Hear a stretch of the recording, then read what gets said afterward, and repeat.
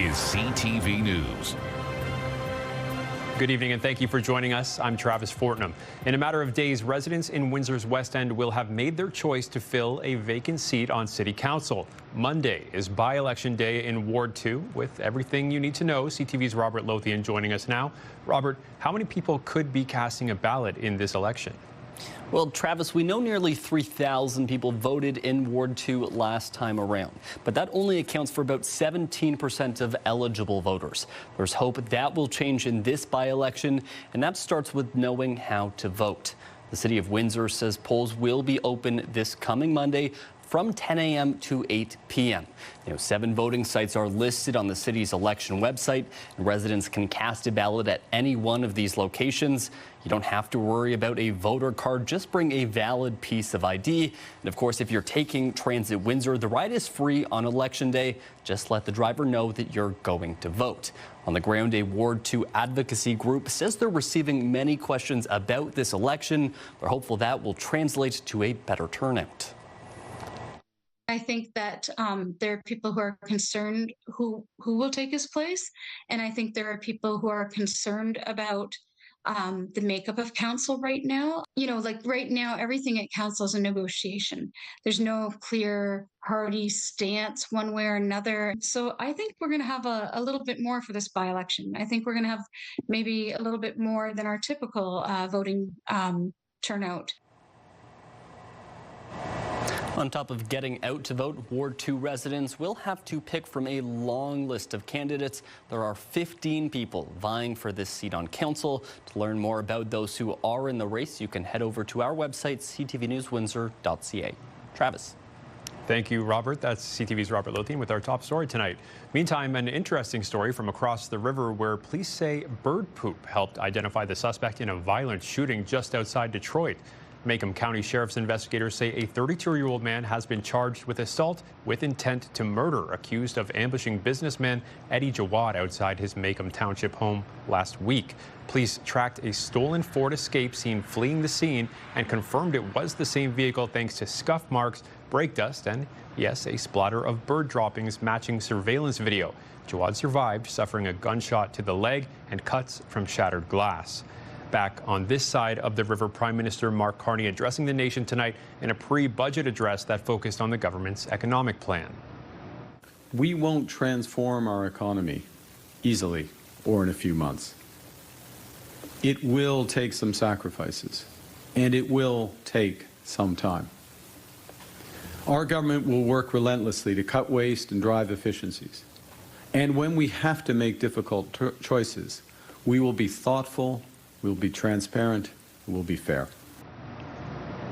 The Liberals will be tabling their budget on November 4th, Mark Carney's first one as Prime Minister. You can find more from what he said tonight over on ctvnews.ca. Meantime, a new study implores Ottawa to open Windsor's port up for international trade. The Chamber of Marine Commerce says letting Windsor handle international cargo, not just coastal ports, could bring in $26 million in new business and save companies thousands in shipping costs. Right now, all container checks happen at 5 ports on the coast, creating bottlenecks that slow down goods headed inland.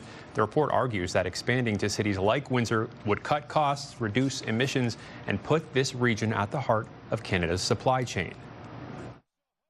Windsor is a critical point in Canadian supply chain. The National Trade Corridor Fund invested to create a container terminal at Windsor Port, which is under construction now. It is the biggest land crossing in the country, and its marine facility, Port Windsor, can certainly take part of that load and increase the resiliency and economic potential of the region. The trial of a man accused of killing Essex woman Juliana Panunzio and her friend was cut early today because of a sick juror. But there are new details from a 911 call played in court yesterday, a call the Crown says was filled with dishonesty and false information. CTV's Michelle Molesky has the details. A Welland jury has heard the 9-minute 911 call made by Heidi Baller on January 19, 2021. It got kind of out of hand, Baller says. Some people came for I don't know who they are, and shots were fired. According to the Crown, the call was made an hour after Juliana Panunzio of Essex and Christine Crooks of Toronto were shot inside this short-term rental on Niagara Parkway. Baller told 911 she posted an open invitation on social media. I don't know who came, and I just want to make sure, like, everything is okay. Like, I'm really, like, freaked.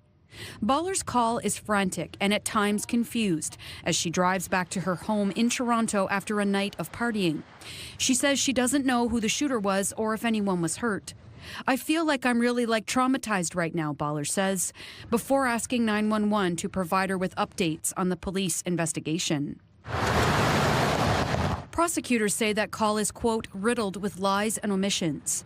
Baller, the jury learned, hosted the party that night for her friend, Trevor Barnett. She took direction from Trevor Barnett, the Crown told the jury, about the story she should tell instead of telling the truth.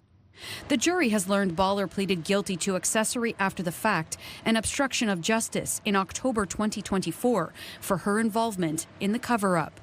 Barnett has pleaded guilty to obstruction of justice. The Crown says they will present evidence about Crooks's blood being found on Barnett's shoelaces, but they don't believe he was the shooter. Michelle Molesky, CTV News. It's National Foster Parent Appreciation Week, and Windsor Essex's Children's Aid says the need for new foster homes has never been greater. CTV's Sanjay Maru reports.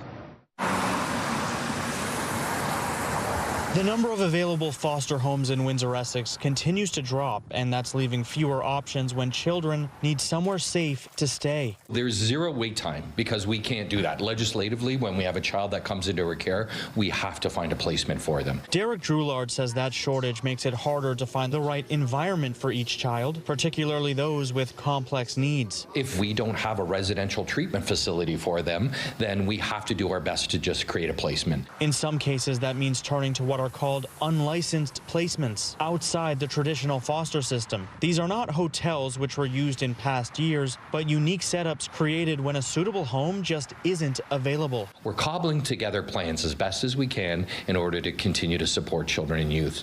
We've created a bedroom in our building at one point to support a child and youth because that child and youth needs are greater than the community can offer. Right now, the Windsor Essex Children's Aid Society has 212 children in care and 80 foster homes throughout the region. Droulard says many longtime caregivers are retiring, while younger families affected by a higher cost of living are finding it more difficult to take on the role. There is less interest in fostering. The historical model of fostering might be one parent is a stay-home parent, the other's working. In this day and age, that is now becoming more and more challenging. And as the need continues to grow, the Children's Aid Society is asking anyone who's ever considered fostering to take that first step. Kids need us. They need the support and love of a home and an opportunity to be cared for until they can get back to their own families. In Windsor, Sanjay Maru, CTV News.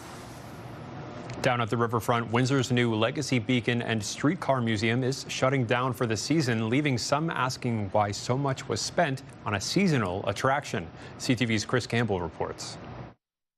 Streetcar 351 is more than a century old. Built in 1918 and restored as part of the $10.3 million Legacy Beacon project located between the Ambassador Bridge and downtown. Our last public hours are on Sunday, October the 26th. The attraction opened to much fanfare in the spring, the city calling it a destination to attract visitors and residents and displaying Windsor's early transit history. But now the city, citing low foot traffic during colder months, says the site will close for the winter season, reopening in May 2026. Unfortunately, we do have a winter season in our area of Windsor, Essex. I know that it doesn't snow much, but it does get quite cold. And with that, we do see a drop in attendance. And so the reasoning of why we'd be closed for that season time. Its hours of operation were reduced to just weekends after Labor Day. Certainly, I wouldn't want to be, for example, the food vendor out there in, January, February, March, December. The Legacy Beacon was part of Windsor's downtown revitalization strategy. During its inaugural season so far, 27,000 people have checked it out. We also have another brand new activation that's opening as this one closes. So, it's from one to the other, and the next operation that's opening is also a seasonal outdoor skating rink. So, we go from one to the other. I don't think we're slowing down in any way. I think we're just pointing resources in the right places. The streetcar will remain available for private bookings, but residents residents we spoke with were divided on whether that's enough. Something that's going to be open for a few months, a couple of months of the year, and spending $10 million and $15 million on an ice rink, that's $25 million.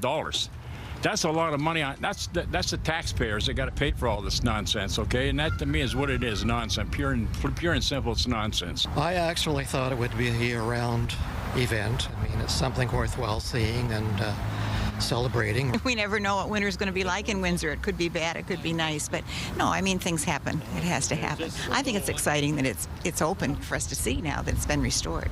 Chris Campbell, CTV News. Speaking of attractions, the projectors are ready to roll as the Windsor International Film Festival gets set to open tomorrow.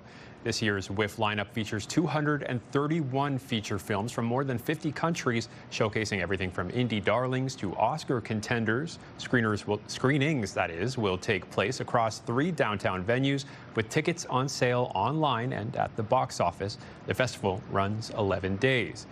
And something else. This week, the Jays, as they start their World Series showdown with the Dodgers. There's going to be a watch party at City Hall Square Friday night with live music, heaters, food trucks, and, of course, a 30-foot video screen open to everybody. Like, it's going to be such a fun thing, and there's a lot of people who haven't seen the new Civic Square here yet, so it's going to be an amazing event. We're going to have everything in blue and white, including the water. So for Jays fans, for baseball fans, and even if the odd Dodger fan wants to show up, because I know there's like 1 or 2 of those that exist around here, they're invited too. But is the weather going to cooperate? CTV meteorologist Gary Archibald has your full weather details coming up in 2 minutes' time. We're playing ourselves, and it's going to be our biggest challenge to date. Still ahead, it's Wednesday, which means we've got a local sports roundup coming your way. That's still ahead. 5K a day is back on 93.9 Virgin Radio. Listen to Hannah and Johnny in the morning for your chance to win $5,000 every weekday. 5K a day. Virgin Radio. CTV meteorologist Gary Archibald is here with a look at the weather. Gary, you're not going to talk about more rain, are you? I think I am, Travis. Good evening, my friend. Rain, cool temperatures, and the wind, all 3 factors combined to make for a rather miserable day. I think at least some of us feel that way. It is still cool and breezy tonight. It'll be windy tomorrow, and we could see a repeat performance, cooler than seasonal temperatures. Yet again, just like today, near 10 degrees Celsius was our high this afternoon, but our average is 14. The temperatures are likely to rebound towards the weekend and beyond. More on that in just a moment. You can see some snow being generated where the colder air from the north is starting to bleed into this system. So the yield now is snow in north regions, northwestern Ontario, Dryden, Kenora, Thunder Bay. Showers moving, though, right across the Great Lakes proper, a good stream, and the circulation will continue to swirl about counterclockwise rotation, and with that, it's like a conveyor belt of activity for at least the next 24 to perhaps 48 hours. Cloudy, gray, and wet. We'll take a look at the rainfall tallies expected. This, a computer simulation that will take us through to the afternoon on Thursday. You can see the heaviest amounts are stateside, but there's still some rain to be had. Light to drizzle activity. I think over the next 5 to 6 hours, the worst of it is over. That will be early tomorrow morning before any of us are back to work or headed to school. This temperature is seasonal, though. The low before dawn tomorrow morning, about 5 to 6 degrees Celsius between Windsor, Essex, Chatham, Kent. It will be gray, it will be windy, and there's about a 40% chance of at least an occurrence, perhaps more, between midnight and tomorrow morning at sunrise. Here's the breakdown for our Thursday. Looking at 6 degrees, cool start, up to 9 by noon, and the icons remain cloudy, windy, and rainy I think it will be perhaps higher than 40% chance of seeing rainfall, closer to about 60 in fact. Friday is a much better day. 12 degrees Celsius, looking at sunshine. So too for Saturday, a carbon copy. And then we're looking at some showers possibly Sunday, a cloudier day. Fair weather Monday, Tuesday, 14 followed by 12, then 13 a week from now. Mostly cloudy next Wednesday and a high of 14. That's a look at your 7-day forecast. All right, thank you, Gary. And looking good on Friday for that watch party for the Jays game. Meantime, the Premier says he's ready to crack down on ticket resellers after sky-high prices for that Jays game sparked outrage. Here's CTV's Queen's Park Bureau Chief Siobhan Morris with more. Outside the Rogers Centre, the headquarters for so much joy the last few days, everyone has a story of woe of being denied a coveted World Series ticket. I was, I think, 138,000 in the queue for Game 6. I wasn't able to get any. It's been crazy. The tickets vanished in a flash. The resale market that took over. Too expensive. Fans have reported tickets listed for north of $25,000. That's what some Torontonians pay for rent in a whole year. They need to do something about it. People shouldn't be making a business from reselling tickets. It just doesn't make sense. The Premier has heard those frustrations and is considering changes. My personal opinion, I got to talk to the whole team, but they're gouging the people. When you have one player in the market that controls the tickets, that's not right for the people. So we're reviewing that right now. Doug Ford says he'll look at reviving a legislative move his government killed in its early days. It would cap the price for a resale ticket at 50% markup. In 2018, Ford's office said the measure introduced by the Liberals couldn't actually be enforced. But Blue Jays fans are giving this a standing ovation. That's a really reasonable thing to do. It allows people to actually afford to come into games and shows that you want to be able to see. That makes a lot of sense to me. Like, price gouging is out of control. I think that's something good. I think the amount people are trying to make off other people, I think is unfair. Opposition parties don't think the government should have shut down the anti-scalping measure in the first place. The Ford government once again failed everyday people in order to align themselves with corporate interests. We need the government to take action. People expect their government to make sure there's fairness. Fans are still willing to stretch their budgets to witness history. 800 max. Yeah, for like the 500 seats. But for now, they'll have to hope this is more than a once-in-a-lifetime opportunity. Siobhan Morris, CTV News. Up west of London, it's believed thousands of pigs are dead after a serious barn fire early this morning. With more on the response, here's CTV's Sean Irvin. Amidst persistent rain and heavy smoke, it is difficult to see the aftermath of a barn fire on Elm Tree Drive, southwest of Park Hill. It was noted by a neighbor around 7 a.m. The property owner immediately called 911. Responding North Middlesex firefighters could do little but contain it. The barn was fully involved. There had already been some collapse. The worsening situation warranted calling in additional fire departments, including those from Lambton Shores and Kerwood. Multiple pumpers were needed to trek water from Arkona. The challenge is the size of the barn and the extent of the fire when we arrived. There was really nothing that could be done other than protecting other buildings. While no one was hurt, there was a large loss of pigs housed inside the barn. I'm told it was over 3,000 of different size, yes. The blaze was contained within 2 hours, but smoke continued to billow as heavy equipment moved in to get at hot spots. There is no damage estimate, but the chief anticipates the barn is a total loss.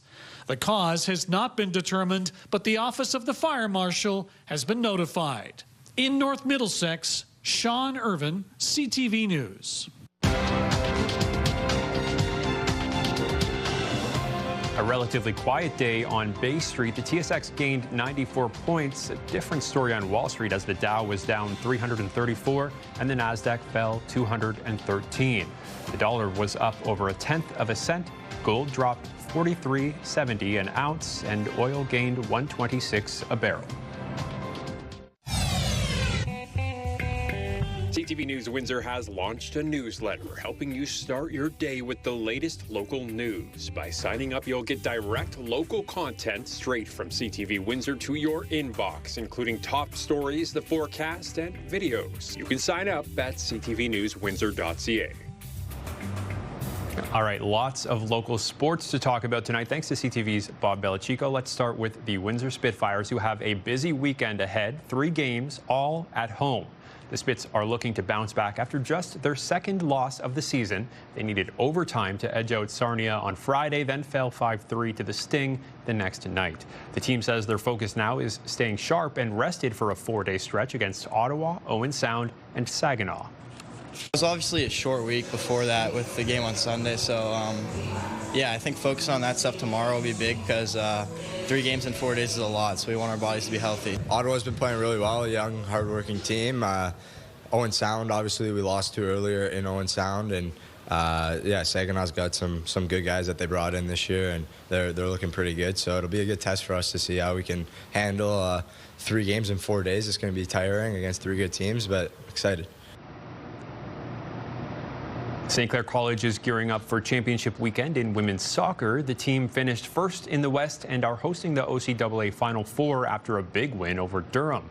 The Saints face Humber at noon at Acumen Stadium. The team's head coach says they are ready. Humber, I highly respect a team like Humber. Humber, Seneca, Centennial. They're all 3 great teams. Respect them very highly, but I also believe in my team. So I think it's going to be a great matchup, and the best team is going to win.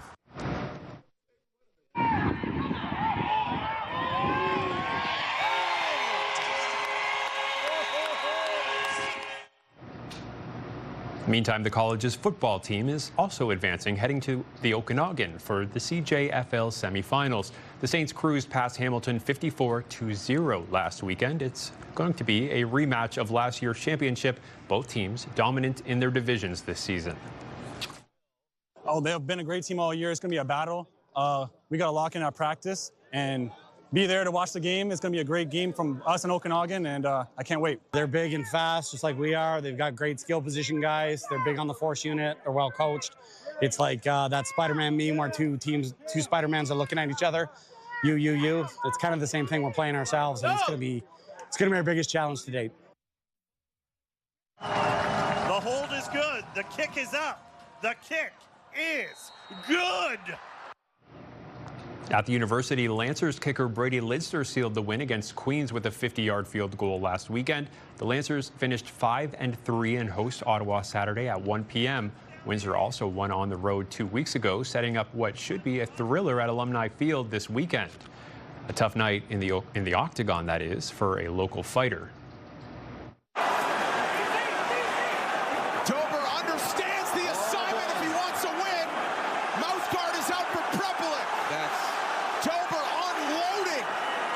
Cannot stop in here to give him the mouthpiece. Elbows and now an uppercut. Windsor's Kyle Prepolek returned to the UFC in Vancouver for Fight Night 262.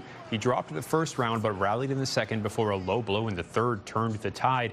His opponent, Drew Dober, capitalized and finished the fight, though Prepolek did earn a $50,000 bonus for the illegal hit.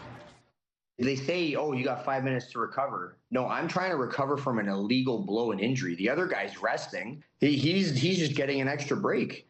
He gets his breath back because he was winded while I'm on the ground trying to not throw up and get my feet under me.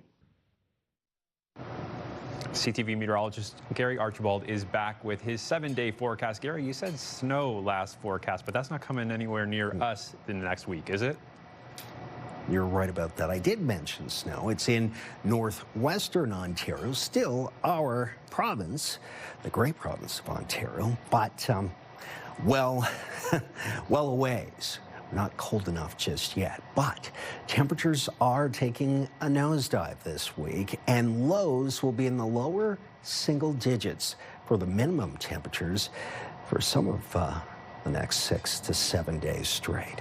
Windy tomorrow, still cloudy, and looking at some scattered showers throughout the day. Sunnier, fairer Friday and Saturday, 12 degrees Celsius, still a couple of degrees below seasonal. Then we're looking at some showers up to 13.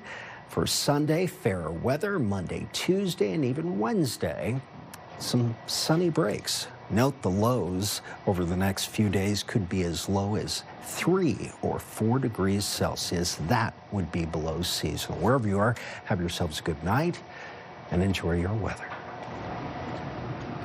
Thank you, Gary. The Blue Jays are gearing up, as you know, for the World Series, and hey, maybe you are too at home. From lucky jerseys to game day rituals, fans are doing whatever it takes to bring a little extra magic to Canada's team. Here's CTV's Rahim Ladani with more on serious superstitions. Inside this Kensington Market bakery, there's one flavor you could say is good luck. Coconut cream pie. That's Wanda Beaver. She and her husband David own Wanda's Pie in the Sky. During the World Series in 1993, coconut cream pie was Joe Carter's favorite, and he was craving a slice to be delivered before the historic Game 6. He was sitting there with a couple of other fellows, and he says, well, how much do you want for that? I go, tell you what, make you a deal, Joe. You can have the pie for free. You just have to return the pie plate when you're done with the pie, after you win the World Series, I said. And he goes, sounds like a deal. And we all know what happened next. It's the pie that won the World Series. That's what we used to call, we still call it. Now we're getting people coming in and they go, I heard your stories. I want a coconut cream pie. Is the magic is still there. And every time that happens, they win. As the 2025 Blue Jays gear up for their first World Series appearance in more than 3 decades, a lot of fans have their own superstitions they'll be following. I've had 3 beers each game that they've won, so 3 beers consistently. Same jersey, same hat. Around the 7th inning, just before it started, rally cap on. While everyone has their own game day ritual for the World Series, it might have been Vladimir Guerrero Jr. himself who broke Toronto's Game 7 playoff curse. Vladdy walked into the ballpark ahead of the Jays' deciding game against the Seattle Mariners wearing an Auston Matthews Maple Leafs jersey. Anxious fans feared the fashion choice, as the Leafs have lost all 3 Game 7s they've played in the Matthews era. But Guerrero went on to win the ALCS MVP, and the Jays punched their ticket to the World Series. Everyone in here is rooting for the Jays right now, obviously, so it's I'm sure it's the same thing when they're coming to our games, but for him to show some love and respect to Auston is obviously well-deserved. It's great to see from Vladdy. Back at Wanda's, they say if any Jays player is looking for dessert ahead of this World Series, Joe Carter had a good idea, and it worked for him. Maybe it can work for you, too. Yeah. One slice may lead to the sweetest win of all. Rahim Ladani, CTV News. That's our time for tonight. Thanks for spending part of your evening with us. For news at any time, head to ctvnewswindsor.ca. Have a great night.